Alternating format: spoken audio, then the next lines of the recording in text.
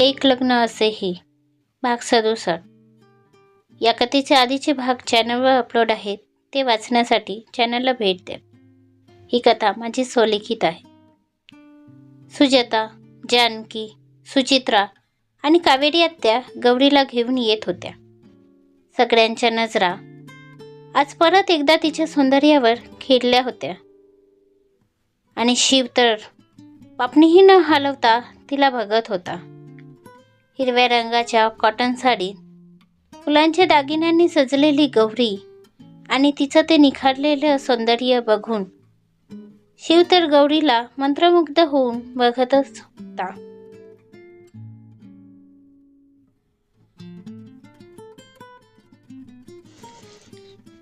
अरे मुंह तो बंद करो भैया, शौर्य शिवजवळ येऊन त्याचे उघडे तोंड बंद करत म्हणाला.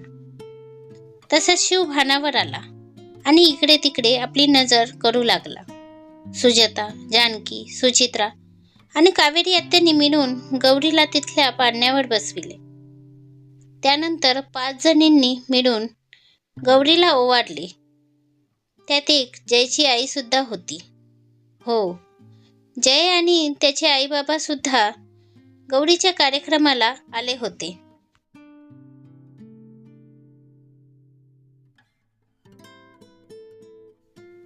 आणि त्या 4 जणींसोबत मिळून जयच्या आईने सुद्धा गौरीला ओवाळले. त्यांना पाहून गौरीला सुद्धा फार फार आनंद झाला होता. त्यानंतर सगळ्यांनी मिळून गौरीची ओटी भरली आणि तिच्या कानात बाळांविषयी बोलत होते, ज्यामुळे गौरीच्या चेहऱ्यावर आनंद पसरला होता आणि ती हसत सगळ्यांना बघत होती. तर शिव तिची प्रत्येक मुवमेंट आपल्या फोनमध्ये क्लिक करत होता.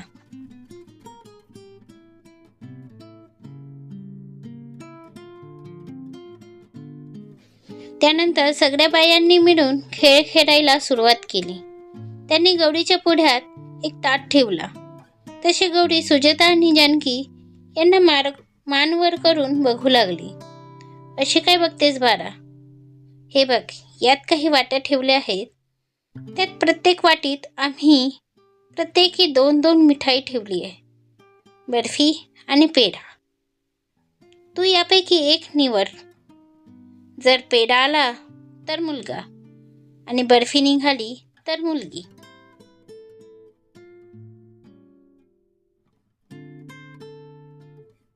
त्या म्हणाल्या. तशी गौरीने लाजतच आपली मान खालीवर केली आणि तिने मिठाई निवडायला हात पुढे केला होताच की, अरे असं कसं? बारका ही बहिणीच्या एकटीचे नाही, दादाचे सुद्धा आहे, शौर्य म्हणाला. ए बुट्ट्या, तुला बोलायचे काय आहे? नंदनी बोलली. ए हाफ मेंटल, मला असे म्हणायचे आहे की जर वहिनी आणि दादांनी मिळून हा खेळ खेळला तर, शौर्य बोलला.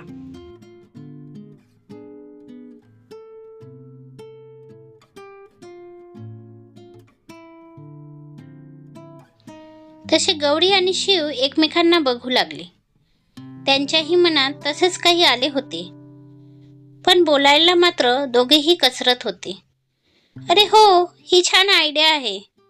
परी आणि शिव दोघांनीही हा खेळ एकत्रच खेळला पाहिजे, अजय म्हणाला. तसं सगळ्या मुलांनी त्याच्यावरून जोर बांधला. बरं बरं, ठीक आहे.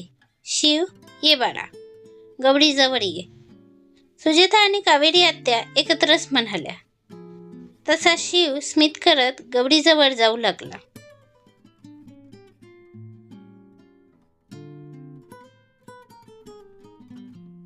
तर त्याची ती नजर आणि स्मित हास्य बघून गौरीचे डोळे लाजेने अतोनात भरून आले. शिव गौरीच्या बाजूला बसला आणि त्याने गौरीचा हात आपल्या हातात घेतला. तर गौरी त्याला डोळे मोठे करून बघू लागली आणि तिने आजूबाजूला पाहिलं, जणू इशाऱ्यानेच त्याला रागवत होती. तर शिव गौरीच्या हातात धरून समोर प्लेटकडे जाऊ लागला. ते एकीकडे शौर्य, श्लोक, अजय आणि जय बर्फी बर्फी म्हणून ओरडत होते.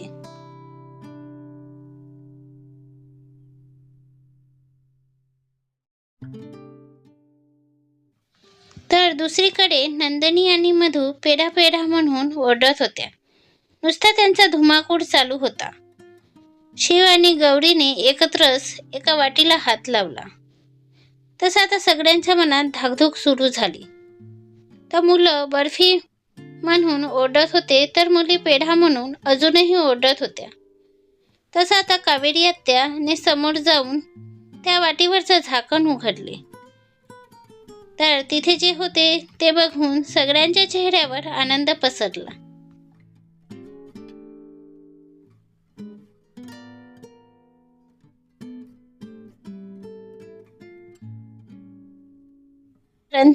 त्या वाटीत एक बर्फी आणि एक पेढा होता.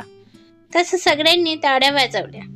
नंतर सगळ्यांनी शिव आणि गौरीला एकत्र मिठाई भरवली आणि पुन्हा शुभेच्छा दिल्या. त्यानंतर शिवने गौरीला हळूहळू झोका दिला. नंतर त्यांचे खूप छान असे फोटो सेशन झाले. खूप वेळ एकाच ठिकाणी बसल्यामुळे आता गौरीला पाठीत थोडा त्रास जाणवू लागला.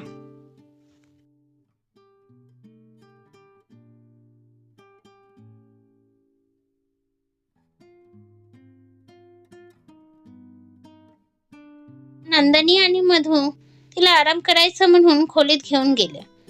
कारण अजून रात्री तिला पुन्हा रेडी व्हायचे होते. त्यासाठी थोडा आराम गरजेचा होता. ते इतर सगळे पाहुण्यांना काही हवं नको ते बघत होते. जय आणि त्याची फॅमिलीची सोय गेस्ट हाऊसमध्ये केली होती.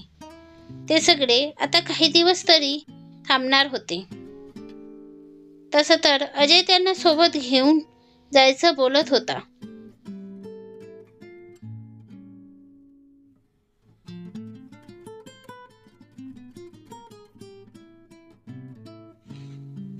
पण जयच्या आईला तर गौरी सोबतच वेळ घालवायचा होता.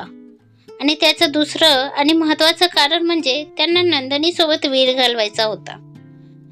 आता आपल्या होणाऱ्या सुनेसोबत वेळ घालवायला कुणाला नाही आवडणार, नाही का? ते सुद्धा इतक्या गोड सुनेसोबत.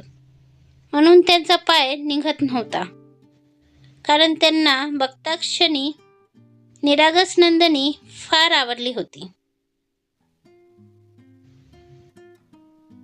आणि म्हणून तिला जाणून घ्यायची ओढ त्यांना लागली होती.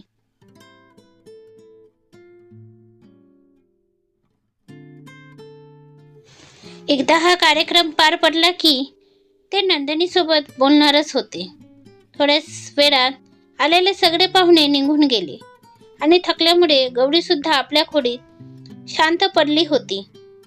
पुन्हा काही तासांनी तिचे चांदण्या रात्रीचे डोहाळे जेवण होणार होतं आणि सगळे घरचेच असणार होते. कार्यक्रम बाहेर गार्डनमध्ये होणार होतं, म्हणून शिव तिथली प्रत्येक गोष्ट जातीने बघत होता. डेकोरेशनवाले सुद्धा बाहेर तयारीला लागले होते.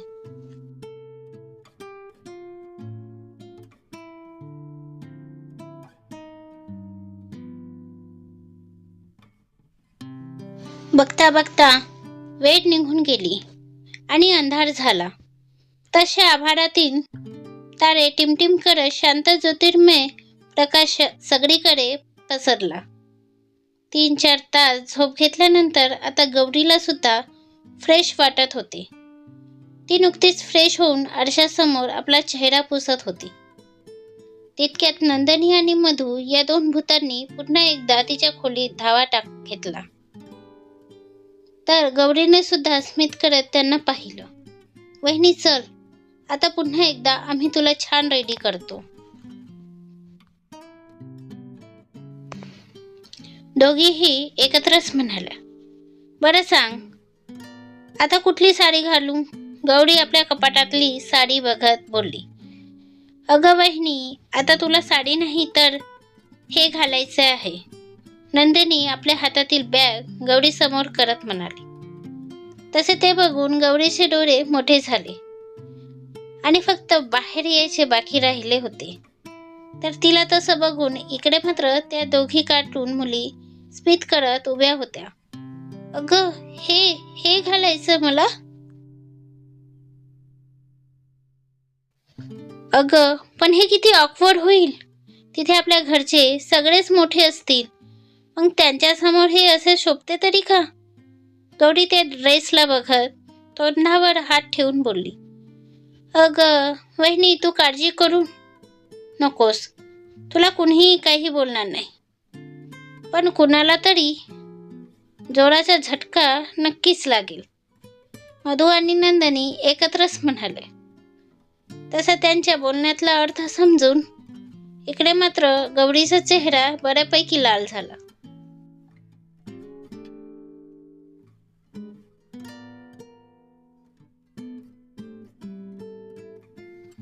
चल, आता आम्ही तुला तयार करतो, तू चेंज करून ये, त्या दोघी म्हणाल्या. तशी गौरी ती ड्रेस घेऊन क्लोसेट रूम मध्ये गेली. थोड्याच वेळात त्या दोघींनी मिळून गौरीला रेडी केले. इकडे आधीच घरचे सगळे गार्डन मध्ये जमले होते.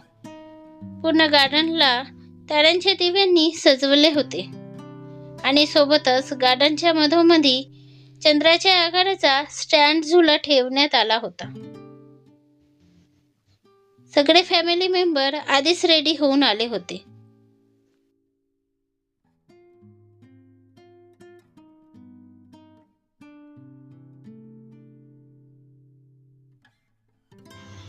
कार्यक्रमाची थीम व्हाईट रंगाची होती, म्हणून त्यानुसार सगळे तयार होऊन एकत्र गार्डनमध्ये जमले होते. फक्त आता उत्सव मूर्तीची प्रतीक्षा होती, म्हणून सगळ्यांचे डोळे तिकडे लागले होते. तर शिव मात्र अजूनही फोन कानाला लावून होता. पण जसं त्याचं लक्ष समोरून येणाऱ्या गौरीवर गेलं, त्याचे हृदयच स्किप झाले आणि एकटक तिला बघतच राहिला.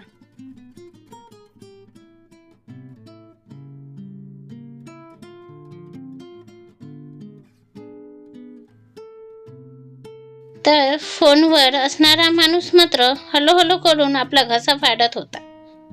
पण इकडे मात्र शिवची बोबडीच वरली होती. समोरून येणारा तो आवाज त्याच्या कानात कर्कशासारखा घुमत होता. शिवच्या ध्यानात भंग करत होता, भंगूर सारखा. म्हणून शिवने सरळ फोन कट केला आणि पुन्हा ध्यानमग्न होऊन आपल्या स्वप्नसुंदरीला बघू लागला. पांढऱ्या शुभ्र गाऊन, त्यावर डायमंडचा नेकलेस, मोकळे सोडलेले केस,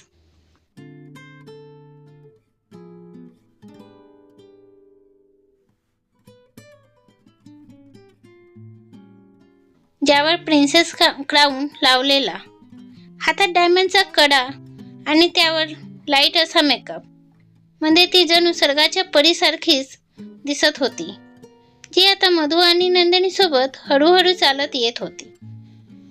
जो हाल शिवचा होता, तोच हाल तिथे असणाऱ्या सगळ्यांचा होता आणि सगळे स्मित करत गौरीला बघत होते.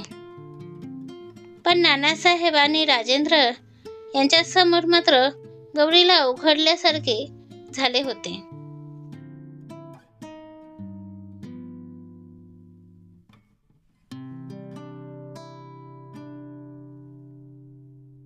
आणि तिला त्यांच्या समोर लाज सुद्धा वाटू लागली होती. खूप गोड दिसतेस बाळा, नानासाहेब गौरीच्या डोक्यावर हात ठेवून म्हणाले. तसं गौरीने फक्त हलकं स्मित केलं. नंदिनी आणि मधू ने गौरीला तिथे चंद्रावर बसवलं. पण इकडे मात्र शिव अजूनही कोमात गेला होता.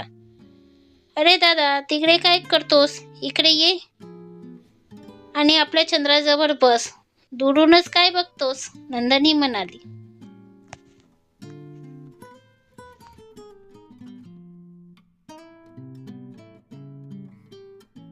तसा शिव दचकून जागा झाला आणि त्याने आपली मान झटकली. सगळे शिवला तसे गोंधळलेले बघून हलके हलके हसत होते. त्यानंतर शिव गौरी जवळ जाऊन तिच्या बाजूला बसला. त्यानंतर नंदिनी आणि मधूने सगळ्यांना बेबीच्या सोबत असलेल्या नात्याचे शाशे दिले. म्हणजे गौरी आणि शिवला मॉम आणि डॅडचा शाशा दिला.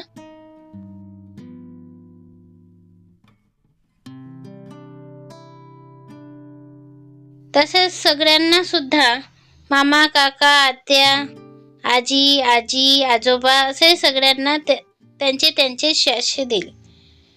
बरं, आता आपण सगळे गेम्स खेळू, ज्यामुळे आपल्याला समजणार बेबी कसे असणार, मॉमसारखे की डॅडसारखे, मधू म्हणाली. आणि तिने सगळ्यांना काहीतरी गेम सांगितले. सगळ्यांना सुद्धा ते आवडले. आणि मग गेम खेळून झाल्यावर त्यांनी सगळ्यांच्या हातात कॅन्डल्स दिली.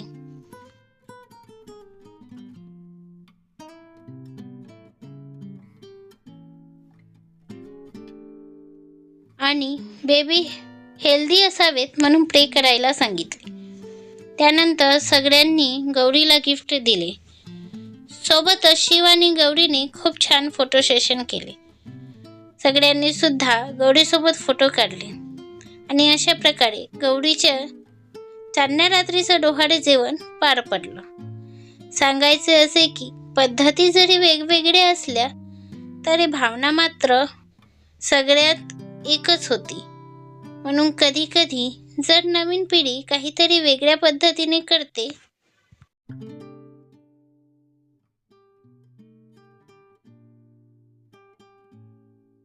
तर याचा अर्थ असा नाही की ती चुकीची असते. आणि कधी कधी जुनी पिढी काहीतरी करते तर ते चुकीचे असतात. त्यामागे त्यांच्या भावना समजून घेणे महत्त्वाचे असते.